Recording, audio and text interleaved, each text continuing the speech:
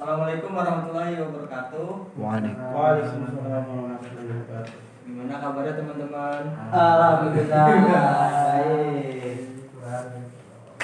Sebelumnya saya mau mulai tebak-tebakan dulu ya biar kita mengasahkan.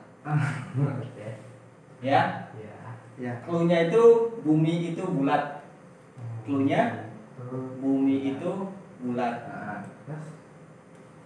Soalnya 2 ditambah 8 ditambah 10 berapa? 2 tambah 8 tambah 10. Biar 6 ya? 2 ditambah 8 ditambah 10 berapa? 20. Cluenya itu bumi itu bulat 0. ya. Bundar. 2 ditambah 8 ditambah 10 berapa hasilnya? 2. Salah. Emang enggak? Cluenya itu bumi itu bulat ya. 2 apakah ada bulatnya? Enggak ada. 8 ada berapa bulatnya? 2. 10 ada berapa bulatnya? 1. Berarti hasilnya 3. Betul. Iya. Oh iya. Oke. Itu singkat ya. Oke, kita masuk. Sekarang saya akan menjelaskan materi sejarah kebudayaan Islam kelas 10 ya. Tentang peradaban Islam Daulah Umayyah di Andalusia. Setidaknya kita akan mempelajari 3 hal. Yang pertama adalah lahirnya Daulah Umayyah di Andalusia. Yang kedua itu perkembangan peradabannya. Dan yang ketiga kemunduran Daulah Umayyah. Sejarah lahirnya Daulah Umayyah di Andalusia itu bisa kita jabarkan secara singkat menjadi 2. Yang pertama itu penaklukan Andalusia. Nah, ini adalah peta konsepnya ya. Pertama lahirnya, perkembangan dan kemunduran. Sejarah lahiran Daulah Umayyah itu secara singkat ada 2, yaitu penaklukan Andalusia dan perang Abdurrahman. Penaklukan Andalusia itu jadi sebelum Islam masuk ke Andalusia, Islam sudah terlebih dahulu berkembang di Afrika Utara. Nah, Afrika Utara ini dijadikan sebagai salah satu provinsi dari Daulah Umayyah di Damaskus. Jadi sebelum Daulah Umayyah di Andalusia, ada namanya Daulah Umayyah di Damaskus. Nah, kemudian yang kedua itu perang Abdurrahman I. Jadi keruntuhan Daulah Umayyah di Damaskus, yaitu sebelum Daulah Umayyah di Andalusia, itu digantikan oleh Daulah Abbasiyah di Baghdad, menyisakan 1 orang keturunan dari Daulah Umayyah, yaitu Abdurrahman pertama yang bergelar Adakil. Islam itu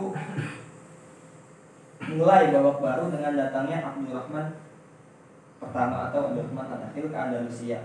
Nah, ia ini kemudian memproklamirkan berdirinya Daulah Umayyah di Andalusia sebagai kelanjutan dari Daulah Umayyah di Damaskus.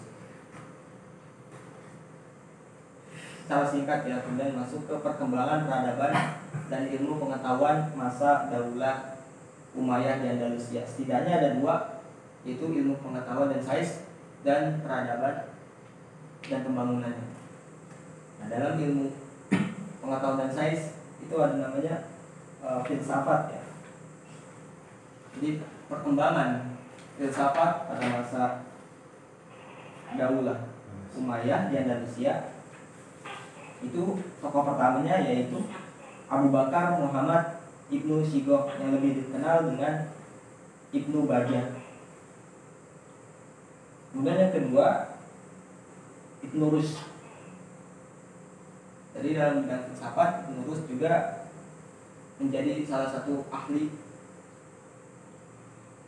Kemudian sains. Dalam sains ini kita mengenal Ar-Razi. Kemudian Ibnu Sina. Ibnu Sina ini tokoh kedokteran Islam ya. Iya benar. uh, Ibnu Sina. Jadi kalau ada nama sekolah Ibnu Sina, kemungkinan itu berbasis sekolah kesehatan atau kedokteran gitu. Kemudian fikih. Fikih itu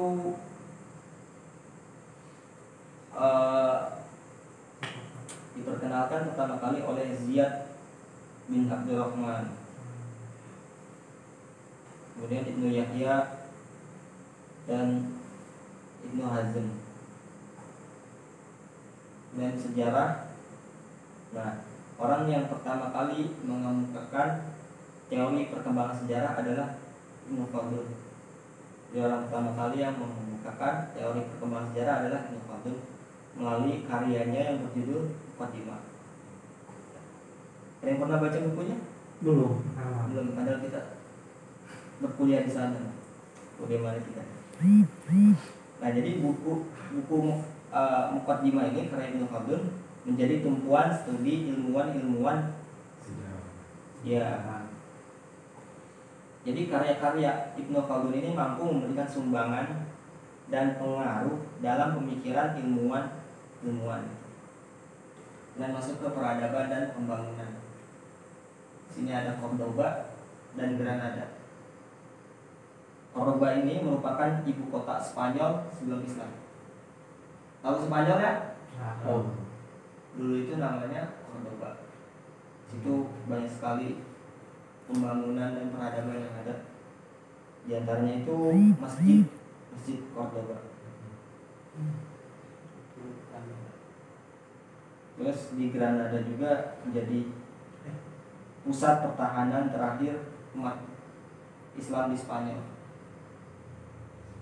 Arsitektur bangunannya sangat terkenal di Eropa.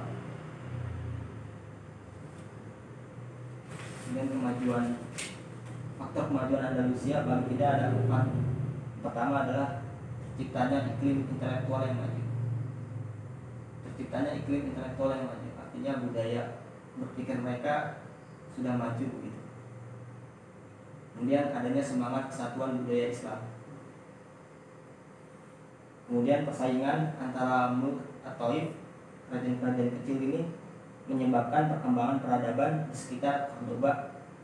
Jadi semuanya bersaing ingin menandingi Cordoba dalam hal ilmu pengetahuan, sastra, seni juga kebudayaan. Dan faktor keempat itu adanya dorongan dari para penguasa yang mempelopori kegiatan ilmiah, sehingga muncul ilmuwan-ilmuwan yang kompeten dalam bidangnya.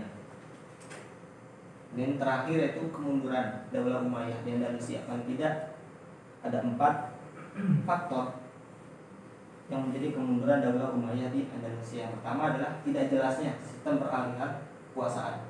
Karena sistem kerajaan artinya turun-temurun ya, dari ayah turun ke anaknya, kemudian turun lagi dan seterusnya. Kalau Indonesia bukan sistem monarki ya. Sistem apa yang dipakai Indonesia? Otonomi. Demokrasi. Iya. Otonomi daerah ya? Iya, Demokrasi ya. Kalau zaman dulu kerajaan sistem politik turun-temurun. Karena tidak jelasnya sistem peralihan kekuasaan menjadikan kemunduran Daulah Umayyah itu sendiri. Kemudian kedua, tidak adanya ideologi nomor 1. Ada yang tahu nggak ideologi kita? Pancasila. Jadi dengan tidak adanya ideologi nomor 1, ya maka bagaimana mereka bisa bersatu gitu?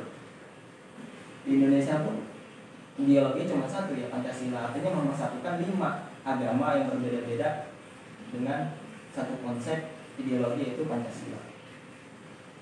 Kemudian yang ketiga, keterpurukan ekonomi. Nah, keterpurukan ekonomi ini pengaruhnya sangat besar ya. Karena orang bisa beli mobil, bisa pergi ke restoran, bisa kuliah, karena ekonomi mereka memadai.